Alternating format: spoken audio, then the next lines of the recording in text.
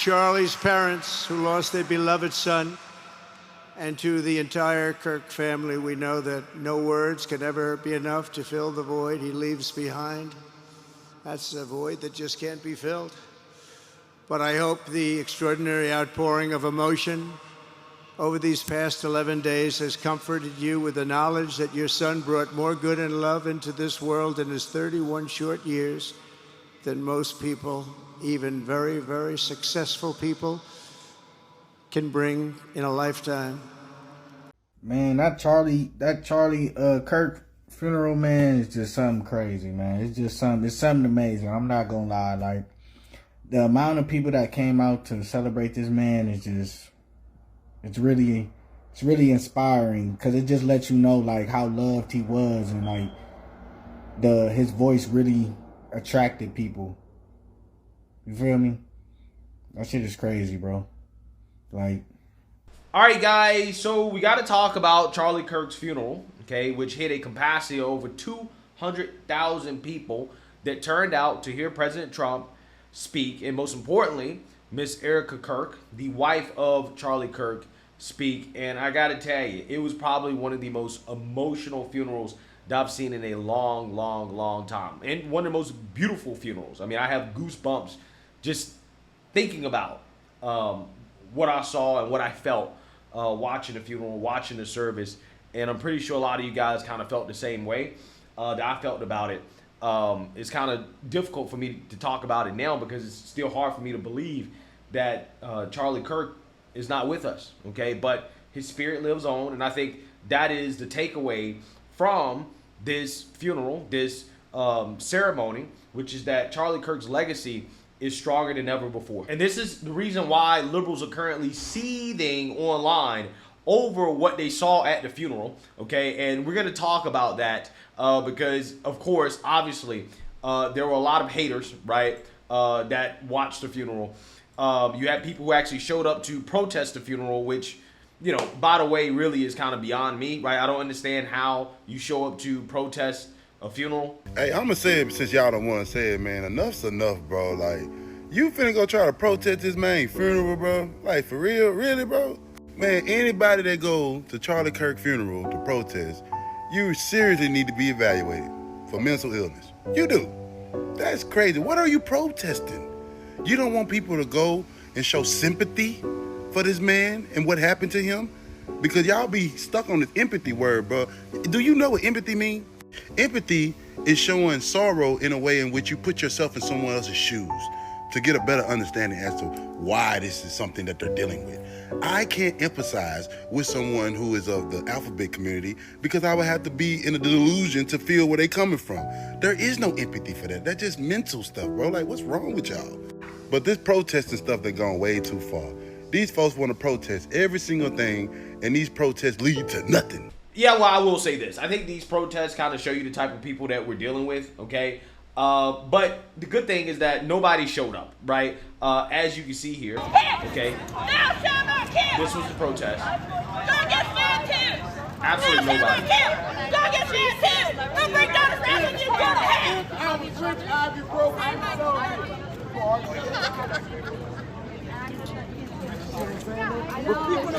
It's not about that.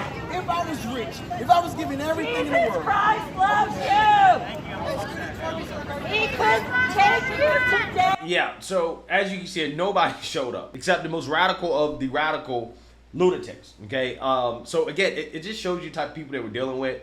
But again, nobody showed up to this thing. This is a complete and total bust, okay? Now, what was not a complete and total bust was the funeral itself, right? The funeral was, again, amazing, okay? But I think the most amazing part of it was Erika Kirk's speech, which was just very, very, very emotional for me.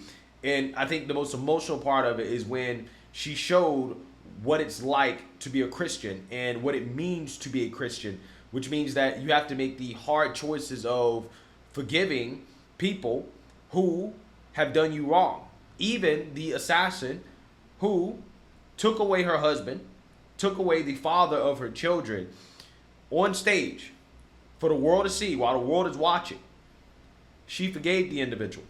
She forgave the assassin, And again, just even thinking about this moment, like it almost like makes me want to cry, right? That's what it makes me want to do. I mean, to be honest with you, I hate to admit it out loud, but that's how much emotion that speech filled me with, right? Like it was just surreal to watch this woman embody what it means to be a Christian on stage when, you know, she could have came out and said some other things, but despite the country being in a very heated moment, again, she showed the world what it means to be a Christian. And again, this moment just, it really blew me away. It left me speechless. Charlie passionately wanted to reach and save the lost boys of the West. The young men who feel like they have no direction, no purpose, no faith, and no reason to live. The men wasting their lives on distractions, and the men consumed with resentment, anger, and hate. Charlie wanted to help them. He wanted them to have a home with Turning Point USA. And when he went onto campus, he was looking to show them a better path and a better life that was right there for the taking. He wanted to show them that.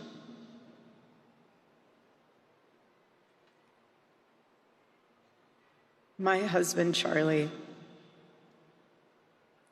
he wanted to save young men just like the one who took his life.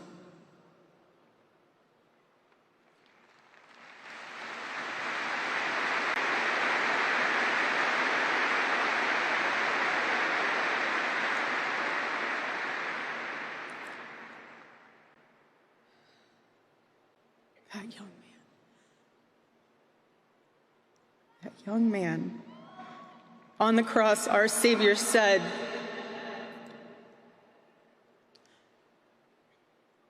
"Father, forgive them, for they not know what they do." That man, that young man, I forgive him.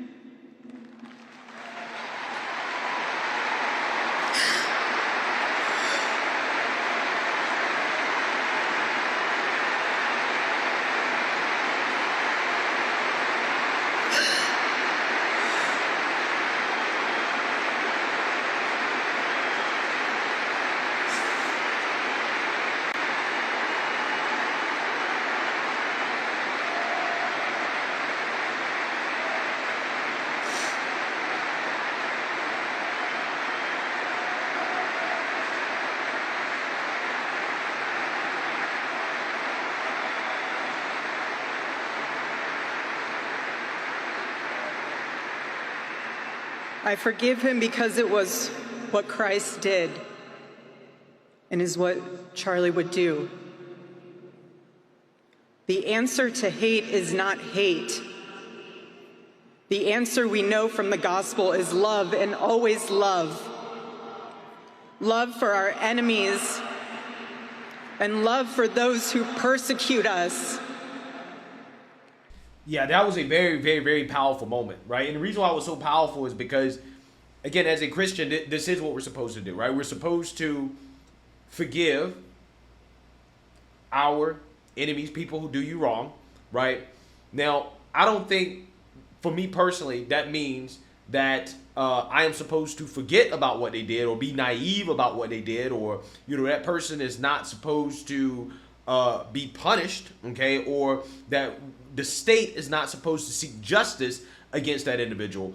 And I think that is the contrast that President Trump kind of laid out after Erika Kirk's speech, because this part of the funeral was very controversial to a lot of people. A lot of people didn't like when President Trump followed up. It basically said something a little bit different than what Erika Kirk said. In that private moment on his dying day, we find everything we need to know about who Charlie Kirk truly was. He was a missionary with a noble spirit and a great, great purpose.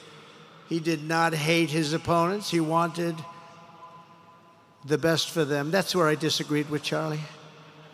I hate my opponent. And I don't want the best for them. I'm sorry. I am sorry, Erika. But now Erika can talk to me and the whole group, and maybe they can convince me that that's not right, but I can't stand my opponent. Charlie's angry. Looking down, he's angry at me now. He wasn't interested in demonizing anyone. He was interested in persuading everyone to the ideas and principles he believed were good, right, and true. Before each appearance, he prayed these words: God, use me for your will. Always said the same thing. Use me for your will. Yeah, so a lot of people found that moment to be controversial. Now, I think what the president was trying to say and to demonstrate is just how great of a man Charlie Kirk was, right? I think what he was trying to do is to show the contrast between somebody like Charlie Kirk, you know, who the left frames as hateful, bigoted, right? That he was not hateful and bigoted. In fact, Charlie Kirk, as a man and as a Christian, demonstrated values, okay, and character that you don't see in, you know, a lot of people, right? That was rare. And I think that is the point that he was actually trying to make, right? That, you know, even as president, you know, in regards to his character compared to Charlie Kirk, you know, is flawed and he needs help, right? I think that's why, you know, he was referencing, you know, Erika Kirk, helping him out with that, right? To show just, again, the values and the character of Charlie Kirk, Erika Kirk, their family. And I think that is the point. I think that is what he was trying to demonstrate, okay? But, you know, a lot of people, again, didn't like it. The mainstream liberal media didn't like it. But they were blown away by Erika Kirk and her forgiving the assassin and how she went about this speech and handling this situation. Surprised that in Trumpian style, he overall stuck to the teleprompter. He had notable deviations when it came to pushing his, you know, new announcement on autism, from saying that Charlie Kirk supported tariffs to, you know, deviating about crime around the country. But for him, is that about as disciplined as a Trump that you would see in an address like that? I think so. And look, Charlie Kirk went to a great number of rallies for Donald Trump. He wanted this man to get back into office. He held Turning Point USA events that essentially were Trump rallies, but in name of Turning Point under their banner. I think what honestly I'll take away from tonight is watching the weight of a woman, a mother, lose her husband. Most people cannot say they've experienced losing a spouse at this young of an age. And I don't know who we are to suggest how somebody should respond in real time. 1 week after her husband's passing, she went in front of a crowd of 40 to 50,000 people watching all over the world.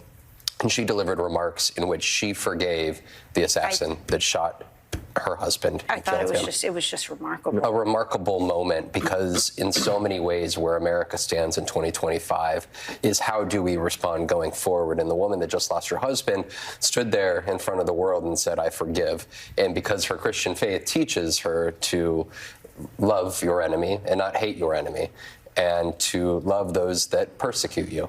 And I think what was stunning about the tension that exists here in 2025 was to listen to Erika Kirk, a big supporter of the president, be followed 15, 20 minutes later by the president of the United States, clearly somebody who she loves, but come out and directly say, I disagree with Charlie Kirk and I disagree with you, Erika, and say, I hate my opponents. And I think that says a lot about where we are and the questions about where we go moving forward.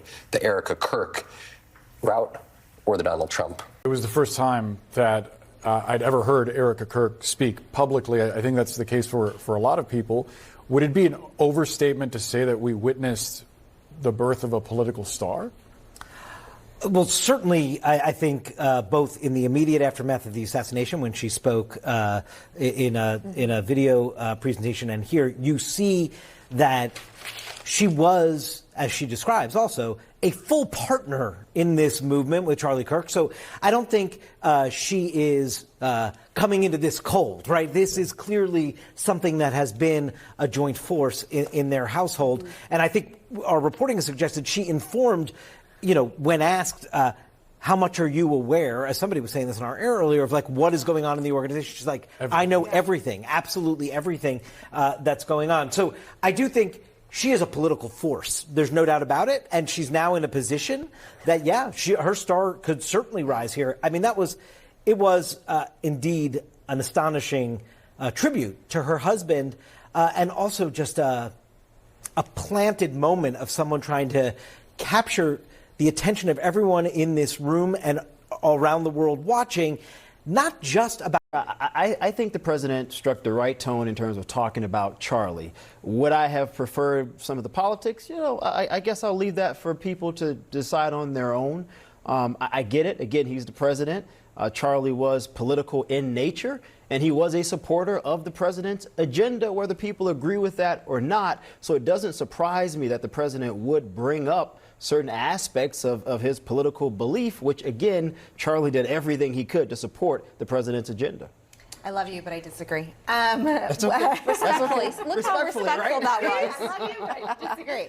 I think in times like this, especially when there is political violence, you need the president, regardless of who it is, to bring the country together.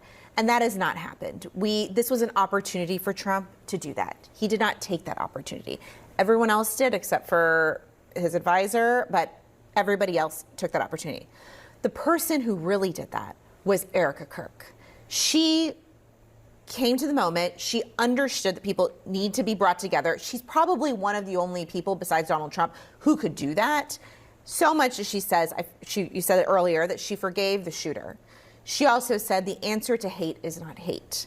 She talked about love for our enemies. She talked about the First Amendment and the importance of the First Amendment. These are all things that should have come, largely about bringing our country together from our president, but instead it came from the widow of Charlie Kirk, which I think is, I don't know how she did it, first of all, giving that speech, but also rising to the moment when our country needs leadership, when our country needs to hear those messages of coming together. It was the widow who did it. Yeah, so you see that, you heard that. Again, I really do believe it was a fascinating dynamic between President Trump and Erika Kirk, but I think it represents real emotions within the conservative movement, right? In the sense that you do have people who say, you know what, we got to forgive, right? And we can't hold, hate in our heart and resentment for what happened. But at the same time, there are people who are like, nah, these people want to kill us, right? And because they want to kill us, and they showed us that not only do they want to kill us, that they celebrate the killing of conservatives, right? The assassination towards conservatives, and then they'll gaslight you about who did it and why it happened. I think a lot of people kind of feel like, no, can't just forgive and forget. No, we have to seek justice, right? And we have to understand who we're dealing with here, right? In regards to the type of enemy that we're dealing with here. And again, I just think it represents how real people are feeling, right? And the different emotions that people are feeling, okay? It was a really fascinating thing to behold. What also was fascinating is the reactions from liberals online who basically tried to make this out to be some type of Nazi KKK rally, right? Which, again, it's just very fascinating considering how, again, Erika Kirk clearly laid out that she forgives the assassin. But somehow, some way, you have leftists that are pretending as if, again, this was, some type of hate rally, when clearly that was not what this funeral was about at all. Charlie Kirk's memorial is currently underway, and they have national level security. We talking homeland security for his memorial, wasting people's good tax dollars because this amount of people showed up at 4 a.m.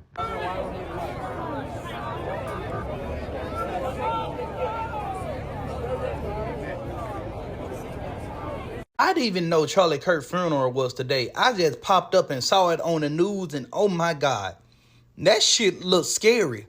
That's too many white people up in there. And then the part I caught, he talked about leaders and how people can be leaders. That looked like, what you call that shit when they was rounding them people up to send them off to them camps? That's what it looks like to me. Let's talk about the funeral that is giving WWE. This was my first primetime social media funeral, and it is wild to me how overly branded it was. You'll notice that literally anywhere that you can possibly look, there is the Turning Point USA logo. But you'll also notice that there's a lot of branding for Turning Point Action. And Turning Point Action is the political arm of Turning Point. They are a registering to vote organization. They're a political action organization. And they were registering people to vote there. And using the opportunity of someone's funeral to get people, like, for a political end is so extremely predictable. But it's really the fact that this entire thing looks like the RNC. And it is far more about the announcements of the people who were speaking, the iconic imagery, the pyrotechnics, the curated photo moments like this one that just really, like, is ick. It gives me the major ick because it really feels like Charlie Kirk wasn't even really a dominant theme at his own funeral. What the fuck is this shit? What the fuck did I watch? This is all for a memorial for Charlie Kirk? And then this. What is this? What the fuck did I just watch? I can't be the only one that feels like this. I mean, honestly, at this point, like, South Park has an endless supply of ideas. But everything involving this situation, especially surrounding Erika Kirk, just feels so eerie to me. I've mentioned this on so many occasions, and like I stated, I can literally pick up on people's energy almost immediately. I can tell if you're being genuine or if you're being fake as fuck, as I'm sure millions of you by now can do as well. And I'm gonna tell you right now, that speech that she gave me, not even a day and a half after he fucking died, dude, really made me feel, I can't even explain, honestly. I just felt disgusted watching it because it just felt so off. And it's like, how do people not notice what's going on right now? Why the fuck is nobody talking about the Epstein files again all of a sudden? Not even Erika. Erika, what is going on? Yeah, so David Pakman says, the Charlie Kirk funeral is absolutely disgusting, riddled with speeches that only dial up the temperature. Stephen Miller's was particularly vile. Destiny says, this Charlie Kirk memorial is indistinguishable from a Nazi rally and F anyone who wants to pretend it's not. So yeah, again, this is why I kind of understand where President Trump is coming from, right? And why he said what he said, okay? Even though I think that what he said probably was, you know, a little, I think, much in that moment. But I totally get it when you understand the type of people that we're dealing with, right? The David Pakmans, the Destinies, all of these deranged liberals online, right? Pretending as if this is some type of, you know, Nazi rally or whatever. Yeah, when you're dealing with these type of individuals, yeah, it is hard to love those people, right? It is hard to forgive those people, okay? It is hard to actually see humanity in people like that, right? Who don't see humanity in you, okay? But regardless, I think I know what really upset these people, right? Why were liberals seething, foaming at the mouth, watching the funeral of Charlie Kirk? Well, the reason why they were watching is because they wanted to see how many people showed up. They wanted to see, okay, do people actually really care about this guy? And what they saw scared them. It scared them because they thought that the death of Charlie Kirk would lead to people giving up, right? It would lead to conservatives being afraid to speak, okay? That's what they thought. They thought it would be the end of Turning Point. They thought they killed the movement. But you can't kill a movement, right? You can't kill a movement. In fact, Charlie Kirk's death made the movement stronger than ever before. And that's what they witnessed. That's what the world witnessed.